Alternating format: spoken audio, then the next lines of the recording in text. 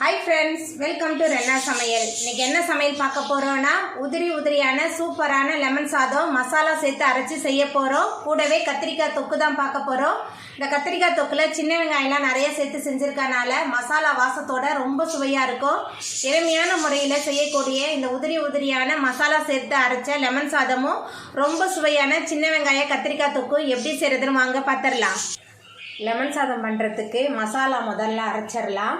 2 பச்சை மிளகாய், 1 table spoon அளவுக்கு சீரகம், இஞ்சி சேர்த்துக்கலாம்.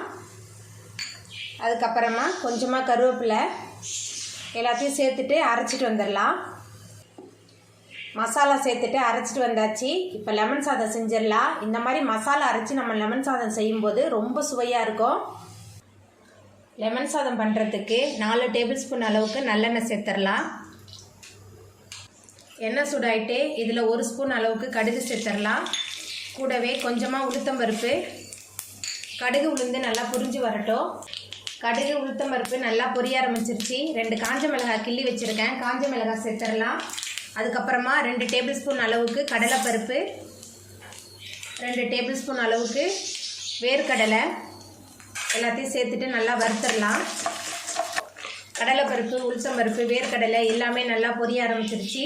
இப்போ இதில் கொஞ்சமாக கருவேப்பிலை சேர்த்துக்கலாம். அதுக்கப்புறமா பொட்டுக்கடலை 1 டேபிள் ஸ்பூன் வச்சுருக்கேன், பொட்டுக்கடலை சேர்த்துக்கலாம். பொட்டுக்கடலை சேர்க்கும்போது கொஞ்சம் வித்தியாசமான சுவையோடு இருக்கும். அதுக்கப்புறமா நம்ம அரைச்சி வச்ச மசாலா சேர்த்துடலாம். கூடவே கொஞ்சமாக மஞ்சள்தூள் எல்லாத்தையும் சேர்த்துட்டு நல்லா வதக்கிடலாம். மசாலாவோட பச்சை வாசனை போகணும், நல்லா வதக்கிடலாம்.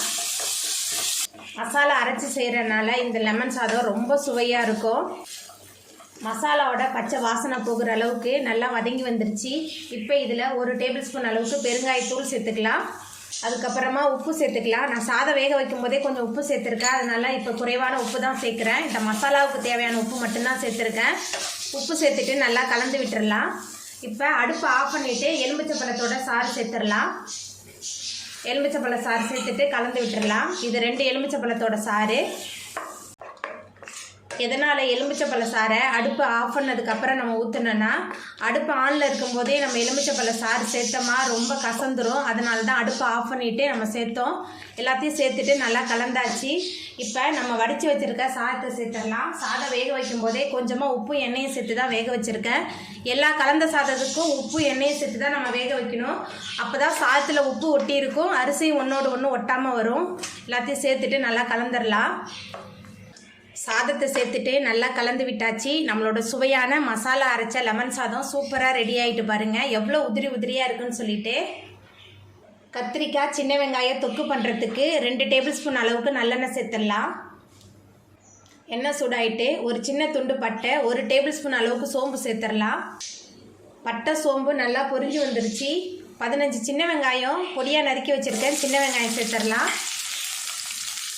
கூடவே ஒரு தக்காளி பழம் 2த்தையும் சேர்த்துட்டு நல்லா வதக்கிடலாம். வெங்காயம் தக்காளி நல்லா வதங்கணும், நல்லா வதக்கிடலாம். சின்ன வெங்காயம் தக்காளி நல்லா வதங்கிருச்சு. இப்போ இதில் 1 காஞ்ச மிளகாய் சேர்த்துக்கலாம். கூடவே கொஞ்சமாக கருவேப்பிலை, அதுக்கப்புறமா நம்ம பொடியாக நறுக்கி வச்சுருக்க கத்திரிக்காய் சேர்த்துடலாம்.